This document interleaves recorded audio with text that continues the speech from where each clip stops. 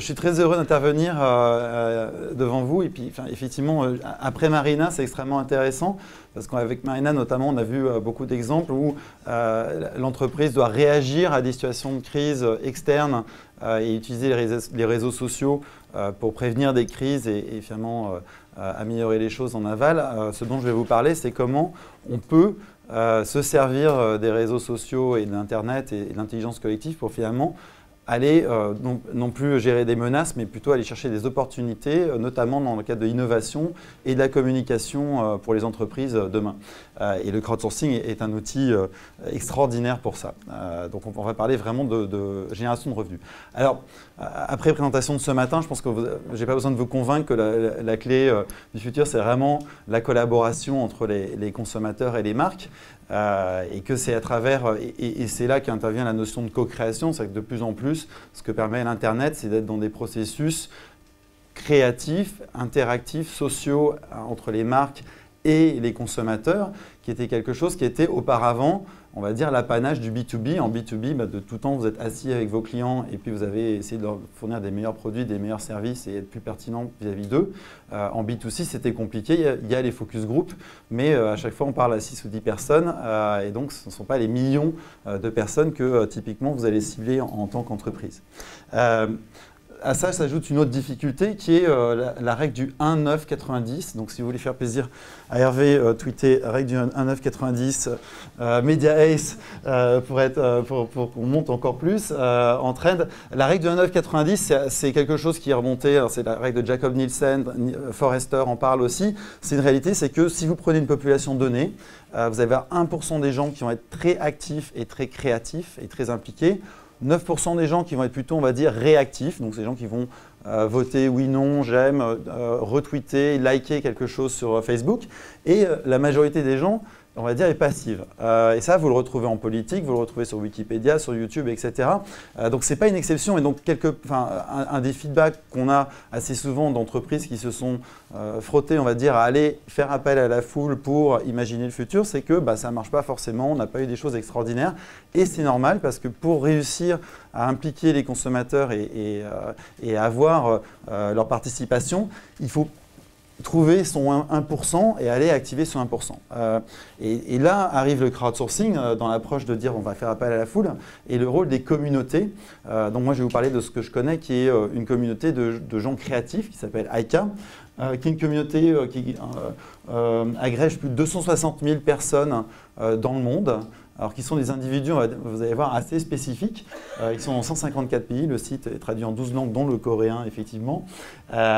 Et ces personnes sont inscrites, donc là vous voyez notre site, ces personnes sont inscrites sur le site pour venir jouer avec les marques. C'est un terrain de jeu créatif, donc ce sont des personnes qui ont un chapeau créatif, une capacité créative. Alors ça va être des gens qui sont alors soit dans le mauvais job, donc je suis dentiste mais j'aurais toujours voulu être créatif et donc la nuit je fais du Photoshop.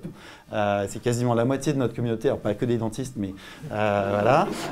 Et l'autre moitié ça va être alors soit des gens qui sont étudiants en école de design, de publicité, qui veulent se frotter à du réel, pas juste faire ce que le projet de leur professeur, ou des gens qui vont être des freelance ou qui sont déjà dans l'industrie de la créativité mais en émergence, par exemple, qui font des films pour des entreprises locales mais qui disent moi j'aimerais bien frotter à des vraies marques. Et ce qu'ils viennent chercher sur Aika et sur la plateforme sur laquelle ils s'inscrivent, c'est vraiment des briefs, donc des questions. Alors vous voyez quelques briefs de marques ici et à droite. Ce sont des vraies questions qui sont posées par des marques car le principe du crowdsourcing, nous tel qu'on le fait, c'est sur la base de concours. Donc l'entreprise lance un concours sur Aika qui va durer entre 3 et 5 semaines. Il y a un prix à gagner, donc vous soumettez votre idée, vous allez voir sous quelle forme elles sont soumises, et pour gagner un ou plusieurs prix, donc typiquement on va avoir 3 à 5 gagnants qui vont se partager entre 5 000 et 50 000 euros quand les prix sont très élevés, avec une durée limitée. C'est un jury qui va déterminer, qui est en général quasiment systématiquement la marque, qui va déterminer quels sont les gagnants. Et ce qui est intéressant quand on leur demande pourquoi ils participent, puisque vous allez avoir typiquement 30, 50, 100, parfois beaucoup plus de participants dans un concours, c'est pas le fait de gagner de l'argent, parce que c'est pas, il va y avoir 3 gagnants sur 50 ou 100 personnes, c'est avant tout la stimulation. C'est-à-dire que c'est vraiment je crée donc je suis. Je n'ai pas accès finalement, j'ai le syndrome de la page blanche où je n'ai pas accès à des vraies questions au quotidien. Et donc ce que je viens chercher sur Aika, sur une plateforme de crowdsourcing, ce sont des vrais briefs. Je vais choisir moi-même les questions sur lesquelles je sens que j'ai quelque chose à amener, où je vais apprendre une nouvelle technique, un nouveau filtre Photoshop, je vais faire des stop motion pour la première fois, donc je vais apprendre une technique créative. Et encore plus important, je vais avoir du feedback. C'est-à-dire que nous, à ICA, on a des community managers qui vont me donner du feedback, la marque me donne du feedback, j'ai d'autres membres aussi qui vont m'évaluer, qui sont un peu plus haut dans la hiérarchie de la communauté parce qu'ils ont gagné des concours, etc., qui vont me donner du feedback. Et finalement, ICA, c'est mon coach créatif, ça me permet de me développer. Et donc la success story d'un créateur sur ICA, c'est de gagner le jeune étudiant en compta qui a toujours voulu faire une école de pub, il gagne 3 concours et à la fin il va voir ses parents en disant bon, je suis pas fait pour faire de la compta, je suis fait pour faire, et il va à Sub de pub ou son équivalent en Chine. Histoire vraie. Donc voilà, donc des gens très alternatifs, des gens totalement à l'opposé de ce qu'on apprend en marketing traditionnel, d'aller sur la target audience, etc. On est totalement, absolument pas représentatif. Et ce qu'on voit, c'est qu'un problème sur une question posée sur du lait infantile en Chine, c'est un Français. Pour les jeunes mamans, c'est un Français qui va avoir la meilleure réponse. Pour une marque en Turquie, c'est une Brésilienne qui va trouver la meilleure idée. Donc, ce qu'on voit, c'est que les idées n'ont pas de frontières et que si vous posez bien votre question, et bien finalement, vous allez avoir des idées du monde entier. Et donc, on ne sélectionne absolument pas les gens en amont. Et finalement, on est radicalement ouvert à la marginalité et à la différence parce que c'est là qu'on voit que finalement, on arrive à résoudre des problèmes qu'on n'aurait pas résolus autrement auparavant. La deuxième chose qui est importante dans le crowdsourcing, c'est de ne pas seulement aller chercher la solution, parce que quand vous avez 50 personnes qui ont travaillé sur une problématique, finalement chacune de ces personnes a fait un effort d'inventer une solution, et quand vous analysez ces solutions, la majorité d'entre elles ne vont pas être forcément extraordinaires ou résolvent pas parfaitement le problème, mais elles vous donnent, quand vous les mettez sur une table et que vous donnez ça à un planeur stratégique, par exemple, vous allez voir des histoires émerger. Vous allez voir qu'il y a peut-être 3, 5 façons de résoudre le problème, qui sont des routes. Et ces routes sont finalement une manière pour cette communauté de dire aux marques, voilà où il faut aller, voilà où vous allez être pertinent. Et donc, quelque part, c'est un moyen de piloter la stratégie, de voir le futur en le créant avec ces communautés. Et les meilleures idées, elles, par contre, sont exploitées telles quelles, c'est-à-dire qu'elles sont récupérées par la marque qui les achète. Donc, le gagnant cède ses droits en fonction du prix. Et cette idée, après, va être développée. Alors, vous allez voir, parfois, elles sont retravaillées derrière. Je vais vous montrer un exemple, par exemple, dans l'innovation. Donc, 2 grands types d'utilisation pour vous du crowdsourcing. Ce qu'on voit, c'est qu'il y a l'aspect communication, et je terminerai par cet aspect-là, qui est de créer du contenu pour les réseaux sociaux, parce qu'une des grandes problématiques des marques, c'est d'être aujourd'hui 365 et d'animer finalement les réseaux sociaux en permanence. Et pour ça, il faut beaucoup de contenu. On estime que c'est à peu près 250-300 contenus par an à générer pour une seule marque. Et donc, c'est un vrai problème d'arriver à générer un contenu qui soit pertinent pour le digital et qui puisse être produit dans des schémas économiques et de scalabilité qui marchent. Et puis, une autre application qui est sur l'innovation, où là, on se dit, est-ce qu'on ne peut pas inventer les produits du futur avec des communautés? Est-ce qu'on ne peut pas leur demander comment ils auraient envie de parler de nos produits, les positionner avec eux, ou travailler sur du packaging, etc. Je vais vous montrer juste un exemple, un cas réel avec Nescafé en Australie, où là, l'objectif, c'était de dire comment est-ce qu'on peut, avec l'émergence des Starbucks et autres, où finalement les gens maintenant vont consommer de plus en plus de café à l'extérieur et rechercher une expérience de consommation qui soit café style, comment est-ce qu'on peut rapatrier à la maison avec du café instantané cette expérience. Et donc la question qu'on a posée à la communauté, c'était comment est-ce que vous réinventeriez le café instantané, café style? Alors on va voir une petite vidéo avec un fantastique accent australien. On n'a pas de son? Alors je vais vous faire le doublage. Donc en fait, ils cherchaient des idées fraîches. J'ai jamais fait ça, c'est génial. Ils cherchaient des idées fraîches et donc ils ont sollicité la communauté. Donc ils ont eu 100 et quelques idées qui sont arrivées. Donc vous voyez le brief ici. Vous avez la question en haut. Au-delà des 100 idées, ce qu'ils ont eu, c'est qu'ils ont eu 17 concepts qui étaient prêts à être testés. Donc, ils les ont testés avec un institut de recherche pour voir comment ces concepts réagissaient. Et puis, ils ont vu 7 routes émerger, 7 grandes tendances. Alors, vous allez voir, ça, c'est tout ce que vous voyez là, ce sont des créations de la communauté. Donc, les choses arrivent quand même parce qu'on est sur des communautés de gens très créatifs. Donc, ils ont une capacité d'exécution qui est très forte. Ils vous envoient un PDF avec 5 slides en vous disant, moi, alors ça se boit comme ça, le packaging est comme ça, alors je veux le goût cannelle, etc. Ça, c'est des choses que vous touillez et vous avez tous les goûts qui se… voilà, donc on crée tout un rituel. Et donc ces concepts maintenant sont en train d'être raffinés. Donc il y a des concepts qui ont survécu au test face à des consommateurs du 9% et du 90%, qui sont maintenant en train, avec des experts, cette fois du packaging, des goûts, etc., d'être développés en tant que vrais produits et qui vont voir le jour très prochainement en Australie et ailleurs. Et donc en fait, là, ils ont inversé la manière de faire du marketing, c'est-à-dire qu'au lieu d'avoir les idées en interne et d'aller les tester derrière et puis de faire des allers-retours, ils sont allés direct à l'extérieur en disant comment est-ce qu'on peut faire?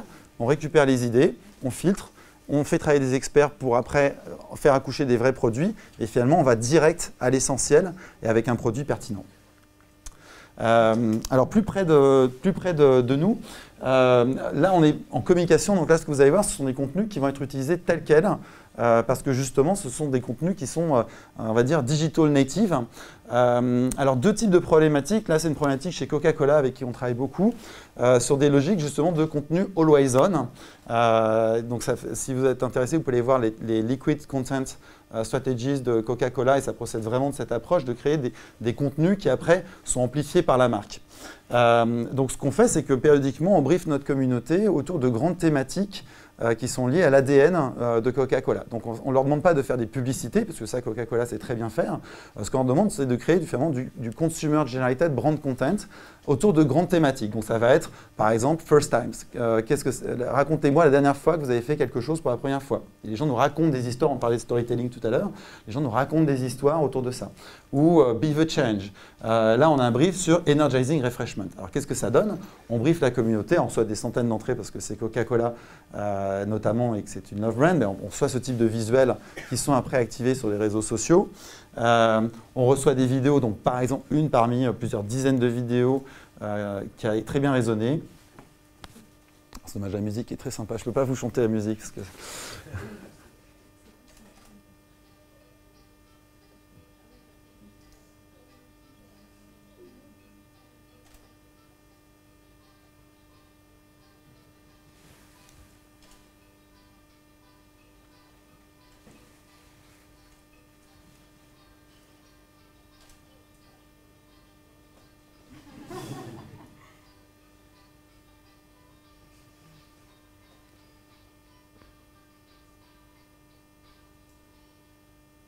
Alors ça, c'est un brief qui émane de la région Asie. La création vient de Brighton, au UK.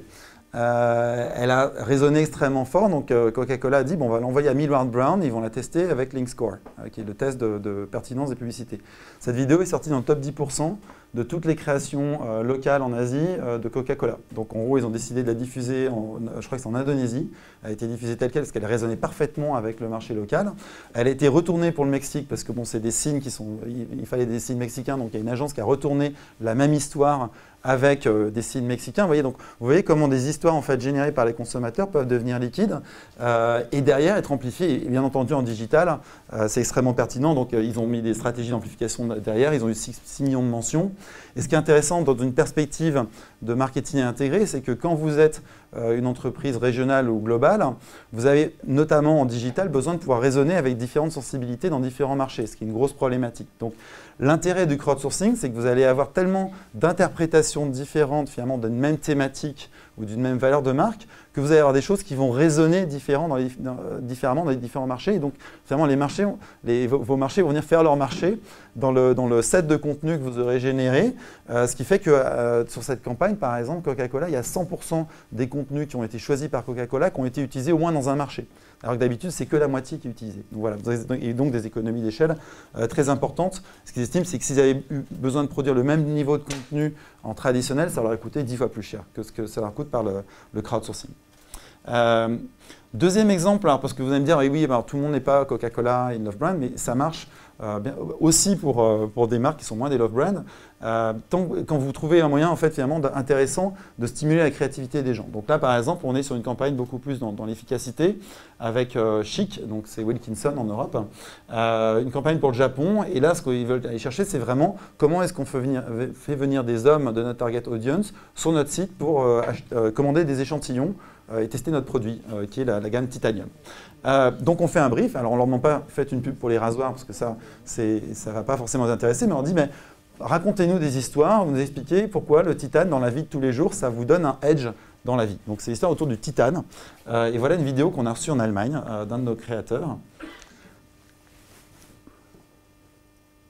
c'est musique un peu les dents de la mer, je ne sais pas vous le faire, mais voilà.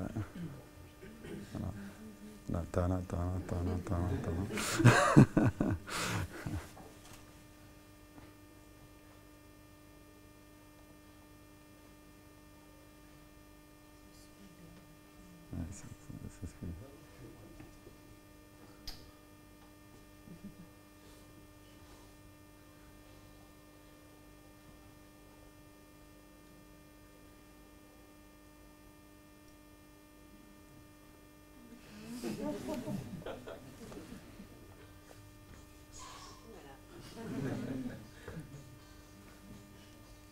Voilà, cette vidéo, elle a été diffusée sur YouTube donc en pré-roll sur TrueView avec 2 autres vidéos qu'ils ont bien aimées. Ce n'était pas leur préférée. Et en fait, celle-là, c'est celle qui a le mieux performé. Elle a atteint un view through rate de 21%. C'est 21% des gens n'ont pas skippé la vidéo alors que la moyenne est quand même beaucoup plus basse dans l'industrie. Ils avaient une autre création qui avait été faite professionnellement avec Evangelion, qui est quand même la série numéro 1 au Japon. C'était pour une campagne au Japon. La vidéo amateur allemande a mieux performé que la vidéo professionnelle. Et donc ça résonne aussi avec le fait que sur les réseaux sociaux, sur Internet, les consommateurs et les gens sont maintenant habitués à consommer vraiment autre chose. Ils sont habitués à consommer du contenu qui vient de leur famille, de leurs amis. Et finalement, les grilles de lecture que vous avez en télévision ne sont pas du tout les mêmes sur le web. Et on voit que finalement, à travers des approches de crowdsourcing, on va chercher de la pertinence, on va chercher de la diversité et on se donne plus de chances d'aller droit au but avec des campagnes qui fonctionnent très bien puisque à la fin de cette campagne, ils avaient diminué leur coût d'acquisition online par 2 puisqu'ils ont pu vraiment aller cibler la bonne problématique. Alors on a fini. Juste pour terminer, en fait, si vous allez vers le crowdsourcing, vraiment il faut y aller avec les bonnes attentes. L'attente numéro 1 et on va dire le bénéfice numéro 1, c'est plus de choix, c'est-à-dire que le crowdsourcing vous permet d'avoir une variété d'approches et d'idées qui justement vous permet de trouver les bonnes idées qui vont résonner.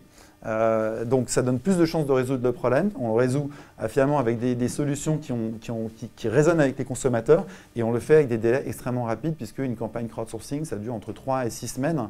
Donc c'est extrêmement rapide, surtout quand vous considérez que vous évitez des allers-retours entre avoir une idée et la tester sans arrêt. Voilà, je pense que j'ai fini. Et si vous êtes intéressé, vous pouvez aller sur notre site. Il y a quelques livres blancs potentiellement intéressants. Et puis, bien entendu, le livre avec moins un chapitre. Merci beaucoup. Merci.